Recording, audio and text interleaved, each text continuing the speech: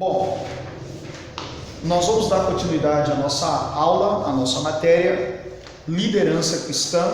Lembrando a todos vocês que nós temos uma videoaula da primeira aula que nós tivemos semana passada. E você que está me assistindo, os alunos que estão aqui, né? Vocês vão acompanhando comigo aí na página 4, visão de um líder. Deixa eu pegar aqui meu canetão. Bom, quando vocês vão procurando aí, tópico 2, página 4, visão de um líder. Todo líder precisa conhecer o que quer. Líder que não sabe o que quer, ele vai se perder dentro do seu propósito no grupo de liderados. Por exemplo, conhecer o que quer. O líder deve conhecer e querer, almejar, alcançar, tomando decisões em função dela, nunca decisões paralelas, pois jamais a alcançará. Ou seja, se o líder ele precisa saber o que ele quer, ele automaticamente tem que tomar essas decisões. E essas decisões nem sempre devem ser, eu gostaria que vocês anotassem esse tema aqui, autoritária. O que seria uma decisão autoritária? Uma decisão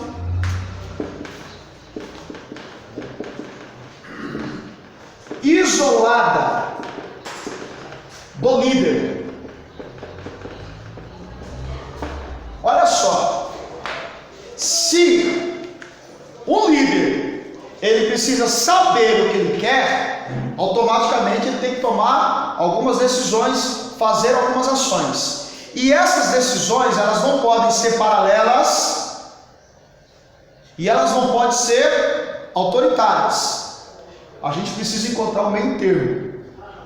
E eu coloquei aqui, eu quero destacar a questão da decisão autoritária. É quando o líder toma uma decisão isolada.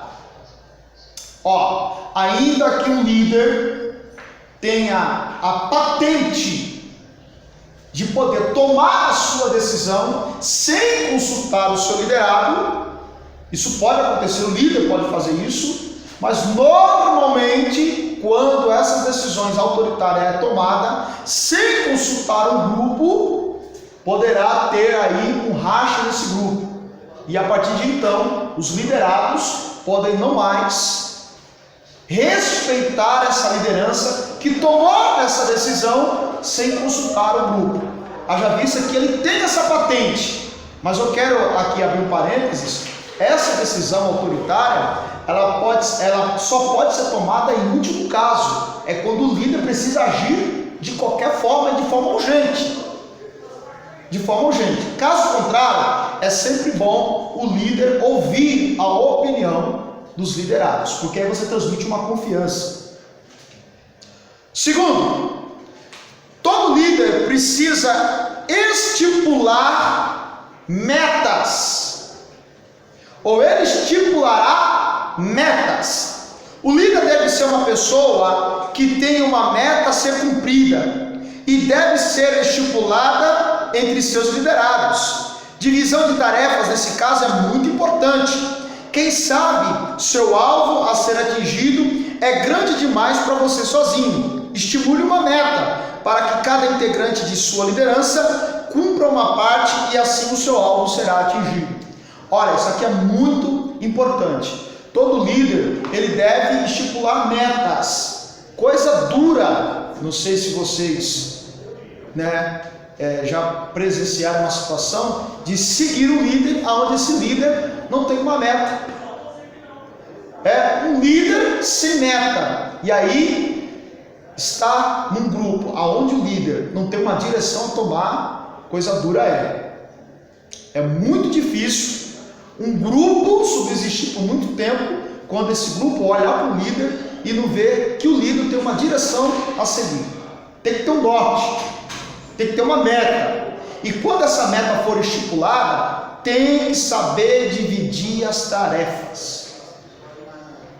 É muito comum, dentro de um grupo de liderados, um membro do grupo querer assumir todas as tarefas, ao ponto de que ele faz tudo e os outros ficam sem fazer nada. Isso é perigoso, porque podemos tornar um grupo de liderados relaxados, sem estímulo, sem vontade de querer seguir uma meta. Então, toda liderança precisa ter o norte, uma meta estipulada e saber dividir as tarefas. Isso é muito importante.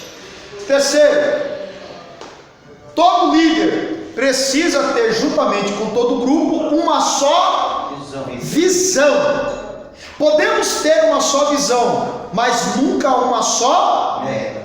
Devemos ter várias metas para alcançar o nosso alvo, pois sua visão poderá exigir várias metas para atingi-la. Temos um belo exemplo de Neemias. Ele teve a visão de reconstruir as muralhas. Ele está a 1.500 quilômetros da cidade de Jerusalém. Era copeiro do rei Artaxerxes. A cidade estava em grande parte destruída. Ele teve a visão da cidade visão futurística, e estipulou o que ele queria. Veja, um belo exemplo aí, quem puder estar acompanhando o livro de Neemias, precisamente o capítulo 1, capítulo 2, vocês vão ver que Neemias está na cidade de Susa, a 1.500 quilômetros de Jerusalém. Ele recebe a notícia, seu irmão, um homem chamado Ananias, ele visita o seu irmão Neemias, passa as informações do que está acontecendo em Jerusalém. O povo voltou para a terra, só que o povo não está preocupado em levantar as muralhas. Olha a visão de Neemias, mesmo à distância. Ele viu a cidade, ele recebe as informações de que as muralhas estão caídas, mas na visão futurista de um líder que ele se tornou, ele vê a cidade construída e elabora metas. Ele vai conversar com o rei, vai falar para o rei que de fato ele vai precisar, a quantidade de madeira, a quantidade de funcionários, quem poderá estar ajudando, e aí ele vai estipular metas. Perceba que Neemias, ele não levanta as muralhas sozinho. Visão de líder. Ainda que ele tenha a informação de que a muralha está destruída, mas a visão do líder Neemias, ele vê a cidade construída. E para concretizar a visão que ele está tendo de uma cidade construída, ele vai elaborar metas. E essas metas ele divide as tarefas. Os cortadores de lenha, os carregadores de pedra e aqueles que irão ser os líderes desses grupos. E ele fazendo a supervisão geral. Líder tem que ter meta. E quando estipular essas metas, tem que saber dividir as tarefas. Caso contrário, será um líder autoritário. E ninguém seguirá um líder autoritário de livre e espontânea vontade. Eu acredito que o maior desafio de um líder é fazer com que o grupo que ele está liderando sirva a obra que ele está carregando ou formulando de livre e espontânea vontade. Esse é o desafio dos líderes, né? E aqui entra pastor, líder de departamento, líder de louvor. Gente, um líder que consegue atrair os seus liderados servir a obra de forma de livre e espontânea vontade, é o maior desafio do atual momento do Evangelho. Porque nós estamos vivendo uma guerra de interesses pessoais. Líderes estão sendo levantados para cumprir os seus desejos pessoais, e para isso eles estão tirando as lãs dos seus liderados. Aonde Cristo, o maior exemplo de liderança, ele dividiu as tarefas. Ele escolhe 12 homens e os envia uma missão de 2 em 2. Vocês dois vão para tal cidade, vocês dois para outra tal cidade. Dividir tarefa. Jesus, que é Deus, quando esteve aqui na terra, elaborou metas e dividiu tarefas. E por que não, ou por que não seguir esse modelo de liderança? Eis aí o conselho. Outra coisa que o líder deve ter é uma coisa chamada de motivação. Motivação. O que é motivação? Motivação é aquilo que te leva a fazer algo. Você precisa de uma razão para fazer algo. E essa razão eu chamo de motivo. Uma motivação. Às vezes as motivações são erradas. Como eu disse, nós vivemos em um mundo globalizado, onde nós estamos exercendo e fazendo o que foi determinado para o benefício próprio. Só que o Espírito Santo, ele analisa a motivação interna de um líder. Ou por que aquele líder está executando aquela tarefa? Ou por que aquele líder está elaborando aquela tarefa? Qual é a motivação? Além de ele ter uma motivação correta, ele precisa saber motivar. E aqui, dentro desses motivos, existe a forma de elogiar os liderados. Um grande pensador, ele diz o seguinte: um grande líder, ele elogia em público e corrige no particular. Eis o desafio. A forma de elogiar é uma forma de motivar. A forma de orientar e aquela pessoa abraçar a tua ideia é uma forma de motivar a pessoa. Todo líder precisa de uma motivação. E olha o que está escrito aqui. A motivação é um tópico vital na liderança. Os seus liderados devem ser motivados para atingir os seus objetivos. Encoraje o seu grupo animando a atingir os objetivos da obra. Nos departamentos de sua igreja, sempre tem um líder, e esse deve ser o seu agente de motivação, uma vez que ele é o seu companheiro mais próximo. Olha só, o líder é o companheiro mais próximo de um liderado. Porque quando o liderado tiver problema, a quem ele vai procurar? O líder. Porque nós somos seres humanos, sim ou não? Sim. Nós não somos máquinas. Toda função que é delegada, pode ser que um membro do determinado grupo tenha dificuldade de elaborar aquela tarefa. E aí, qual é a pessoa mais próxima desse liderado que está com dificuldade? O líder. E se o líder não for uma pessoa carismática? E se o líder não for uma pessoa que elogie, que seja companheiro, como é que faz? Repetindo, a pessoa mais próxima do liderado é o líder. E esse líder tem que estar à disposição de atender os seus liderados. Vou fazer uma pergunta aqui rápida. Quem aqui quer ser líder? Vamos lá, gente? Quem aqui quer ser líder? Percebeu que todo mundo quer ser líder, mas para o benefício próprio. Percebeu que todo mundo quer ser pregador? Por que todo mundo quer ser pregador? Vamos lá, gente. Por que vocês acham que todo mundo quer ser pregador? Olha para a responsabilidade. Eles não avaliam a responsabilidade daquilo que é dito no microfone, pela sua própria boca. Mas muitos querem ser pregador por causa do status.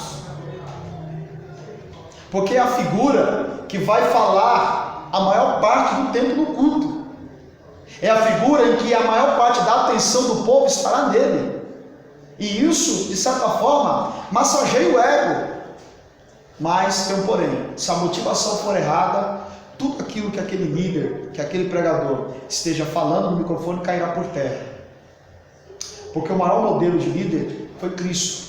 Jesus era Deus? Sim ou não? Sim. Mas ele orou. Jesus era Deus? Sim. Mas ele jejuou.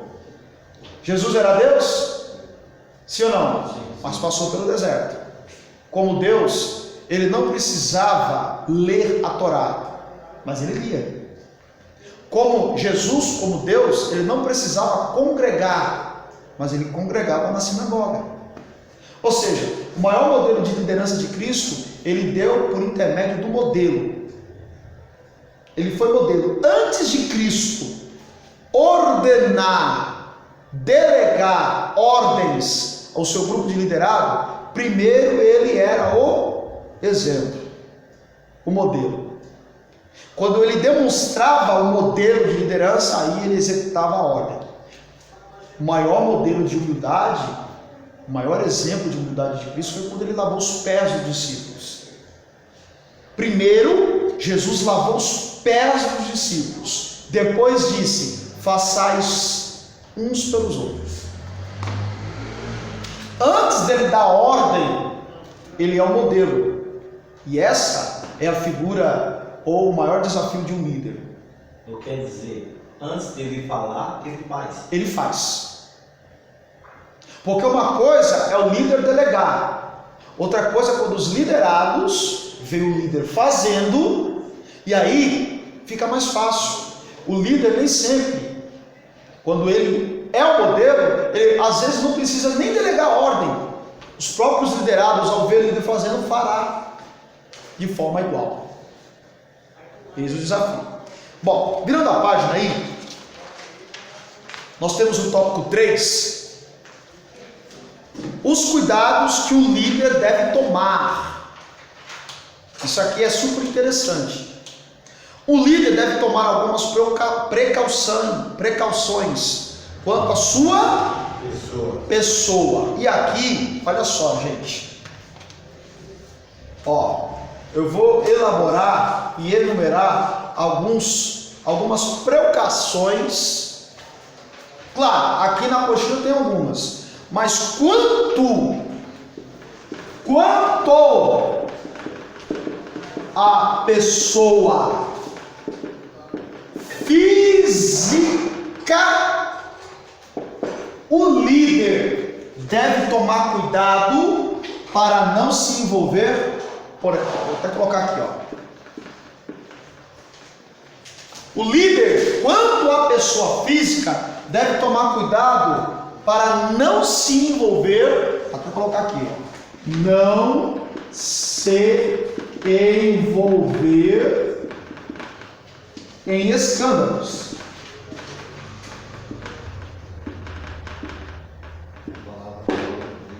Olha só, quem concorda comigo, o líder, ele pode ser carismático, ele pode ser incentivador, motivador, pode ser um ótimo elaborador de tarefas, mas se tiver escândalo, ou ele estiver envolvido em escândalo, tudo aquilo que ele executou, planejou, cai por terra. Nós estamos dentro do Evangelho, e Jesus perdoa, sim ou não? Sim. Mas a cicatriz fica. A cicatriz fica.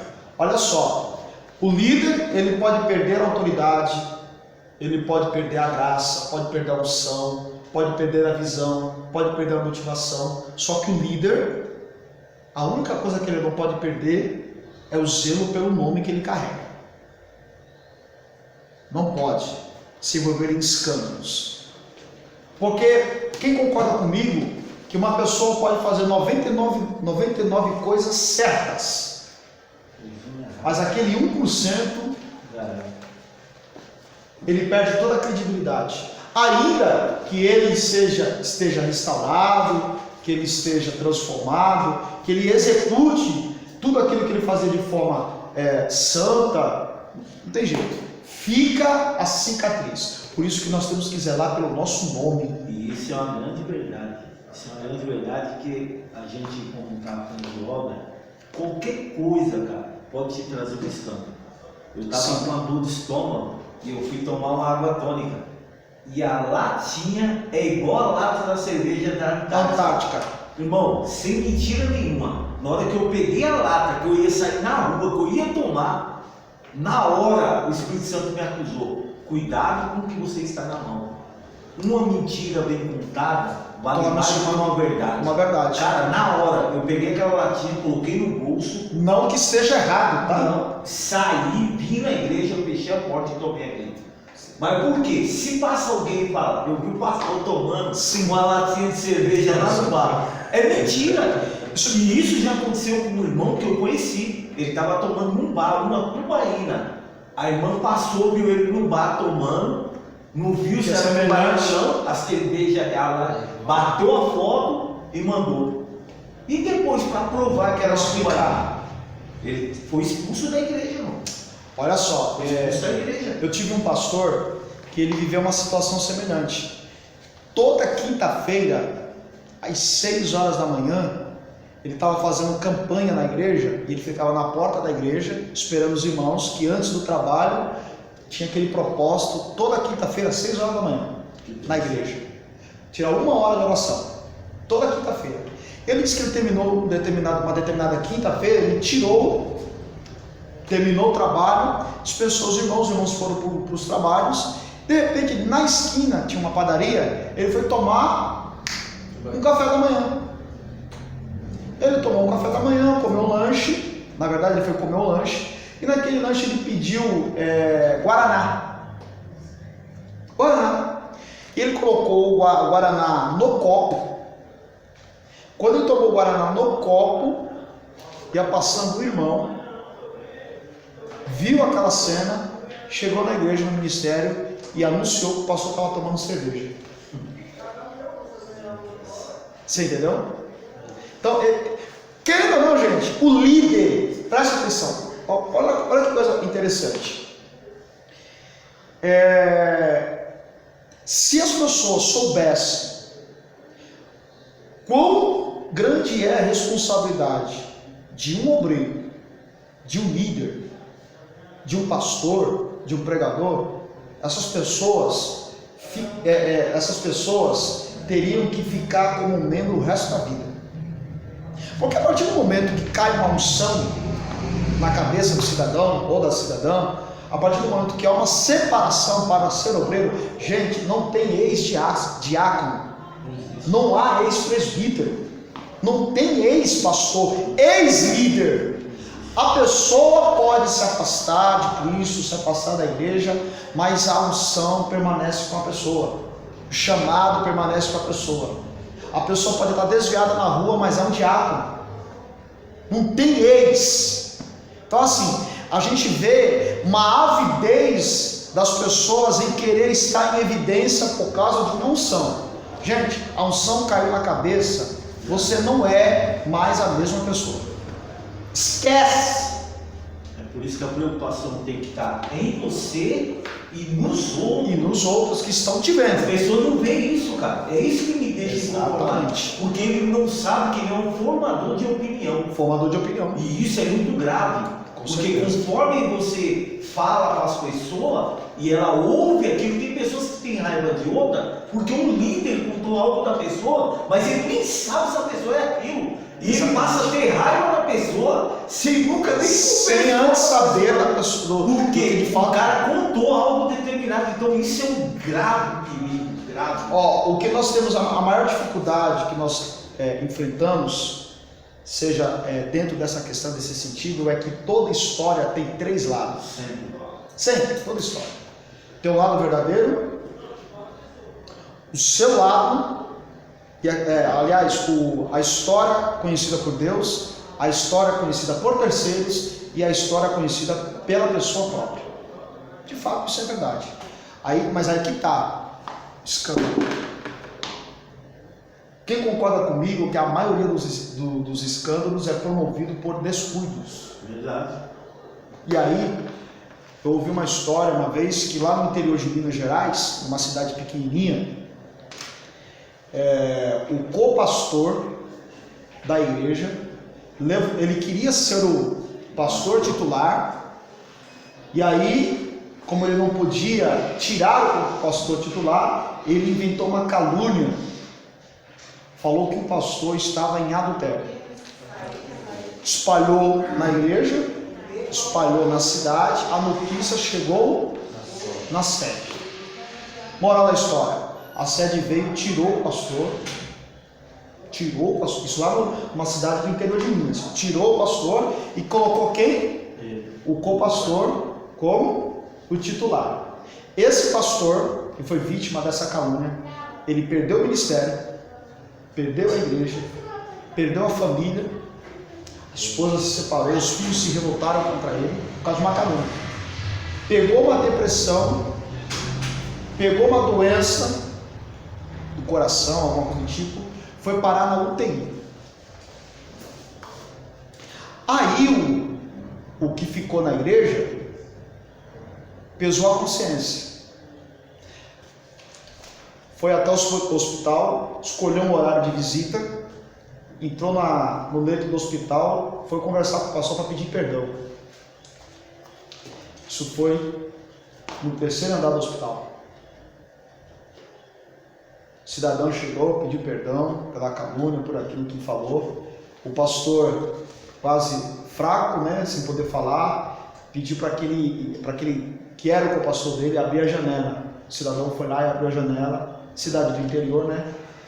Aí o cidadão pegou assim, ó, abre esse travesseiro, despeje todas as penas da janela para fora. O cidadão foi lá, abriu o travesseiro, jogou todas as penas. Ele não ficou sem entender, perguntou para o pastor, mas por que de jogar as penas daqui do terceiro andar? O pastor disse assim, agora desça lá e apanhe uma por uma e coloque dentro do travesseiro. O cidadão olhou para ele e falou assim, isso é impossível. Aí o pastor, pois é, o que você fez é impossível ter reversão. Você vai devolver o meu ministério? Você vai devolver a igreja?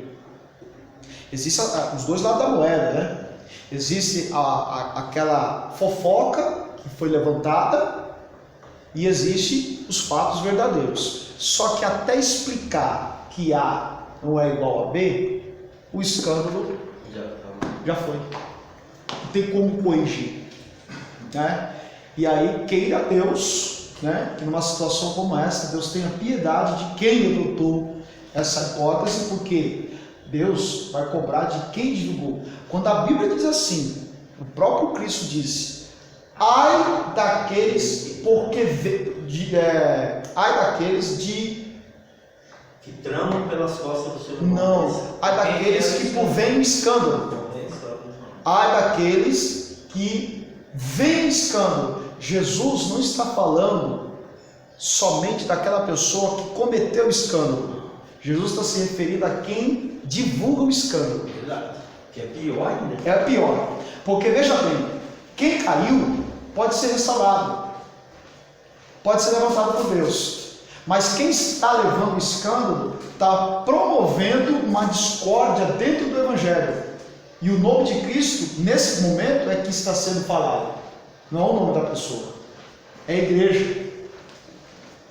E aí, ai, quando a Bíblia diz assim, ai, está falando de juízo. Ai. E é por isso que tem muitas pessoas pagando preço. Né? Mas vamos lá, vamos continuar? Bom, quanto à pessoa física, o líder tem que tomar cuidado para não se envolver em escândalos. Ele tem que ser exemplo de cidadão. Como assim exemplo de cidadão? Todos nós temos uma dupla cidadania como o apóstolo Paulo. Nós temos uma cidadania terrena, moramos no país chamado Brasil, na cidade de São Paulo, no estado de São Paulo, na cidade de São Paulo, temos as nossas obrigações e responsabilidades, sim ou não? Sim. E nós temos uma cidadania celestial. Haja vista que nós estamos vivendo aí uma polarização, né, de A, de B, e isso tem dividido o país. Mas enfim, se tratando dessa questão de cidadania, bom, se temos uma cidadania terrestre, então eu tenho que zelar por essa cidadania. E olha que coisa interessante, para o líder, redobra-se todas as atenções. Por quê? Porque se ele tem que tomar cuidado e ser exemplo de cidadão, ele tem que comprar e pagar. Tem que lutar para não ter o CPF em restrição. E aqui deixa um parênteses, tá? Existem situações que a pessoa tem o CPF restrito, mas não por ser negligente ou porque deixou para lá. Não, porque a situação, né, extrema fez com que ele não pudesse estar arcando com seus compromissos. Mas, quando puder, procure os órgãos que está devendo e tente um acordo. Não é errado ter nome feio. Por quê? Porque existe a situação de que a pessoa não conseguiu, e não é por má vontade ou por falta de caráter, foi porque realmente a situação fugiu do controle. Não deveria chegar nessa situação, mas chegou não por mau caratismo da pessoa, mas existe aquele por outro lado que não tem o mínimo de respeito pelo nome que carrega e torna-se um mau exemplo de cidadão. Já imaginou? Você líder, ou você liderado, olhar para o seu líder e descobrir que o seu líder comprou e não pagou no mercadinho? Como é que fica? Vamos lá, vamos ser sinceros. Quem continuaria a seguir esse líder com a mesma visão que tinha antes? Não dá. Gente, dificuldades todos nós, eu tenho dificuldade. Mas isso não revela que a minha dificuldade ou a sua dificuldade seja um mau caráter ou um mau caratismo seu. Eu tive um pastor, o cara era uma benção, cara. Reunião de obreiro, cara, fé em tudo. Até na reunião de obreiro você sentia a presença de Deus.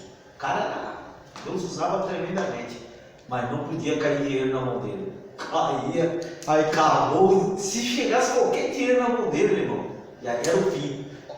Ele não conseguia administrar o dinheiro que caía na mão dele, cara. Aí que tá. Caiu o dinheiro, falava assim, irmão, nem dá dinheiro para ele. O cara era uma bênção, Sérgio, em tudo. Para conversar, para remediar, para... Nossa, o cara, Deus usava ele. Mas aí tem sempre o calcanhar de Aquiles. Mas o dinheiro era o problema do cara. Por exemplo, abra aí comigo em Atos capítulo 6, se eu não me engano, versículo 3. Veja as qualidades ou as 3 qualidades de um líder, né? De alguém que é responsável pela obra de Deus. Atos capítulo 6, versículo 3. O que está escrito aí? Escolhei, pois, irmão, dentre vós, 7 varões de boa reputação. Boa reputação. Cheio do Espírito Santo. Cheio de Espírito Santo. E de sabedoria. E de sabedoria. Aos quais constituamos sobre esse importante negócio. Esse importante negócio é o quê? Obra de Deus. Isso. Veja ali as 3 qualidades. Boa reputação. Cheio do Espírito Santo. Cheio do Espírito Santo. E sabedoria. Sabe, 3 coisas que o líder precisa ter. Boa reputação. Tem uma cidade, se eu não me engano, do interior, agora me fugiu o nome, né? Que na entrada da cidade tem uma placa: não vendemos fiado para evangélicos. Eu conheço um evangelista amigo meu que ele tinha uma loja de CD, que ele vendia CD, Bíblias evangélicas, Bíblia cristã, literatura evangélica na Silva Bueno, no shopping, isso há muito tempo atrás. Pastor Ezequiel, esse homem levou uma bolada nas costas. Na época ele utilizava muito cheque,